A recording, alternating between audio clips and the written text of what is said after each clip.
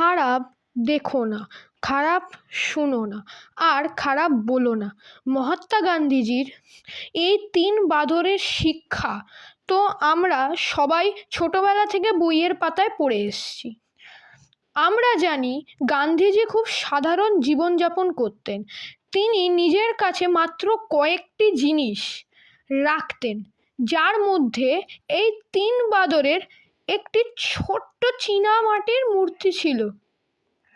কিন্তু আসল রহস্যটা হলো এই ৩ বাঁদরের ধারণা কিন্তু ভারতের নয়। আজ থেকে প্রায় ৪০০ বছর আগে জাপানের তোগাসু মন্দিরের দেওয়ালে প্রথম এই ৩ বাঁদরের মূর্তি খোদাই করা হয়েছিল। জাপানি ভাষায় এদের নাম মিজারু, কিকাজারু এবং ইউয়াজারু। চীন ও জাপান শহরের পর এক জাপানি বৌদ্ধ ভিক্ষু গান্ধীজিকে এই অন্য মূর্তিটি উপহার দিয়েছিলেন। কিন্তু সবচেয়ে বড় টুইস্ট হলো আসল ইতিহাসে বাঁদর ৩টি নয় বরং ৪টি ছিল। হ্যাঁ, সেই ৪ নম্বর গোপন বাঁদরটি নিজের পেট বা হাত দিয়ে ইশারা করত, কোনো খারাপ কাজ করো না। গান্ধীজি এই ৪ নম্বর বাঁদরের বার্তাটিকে নিজের অহিংস আন্দোলনের মূল মন্ত্র বানিয়ে দিয়েছিলেন। তাই তিনি ৩ বাঁদরের মাধ্যমে সমাজকে বদলানোর বার্তা দিয়েছিলেন।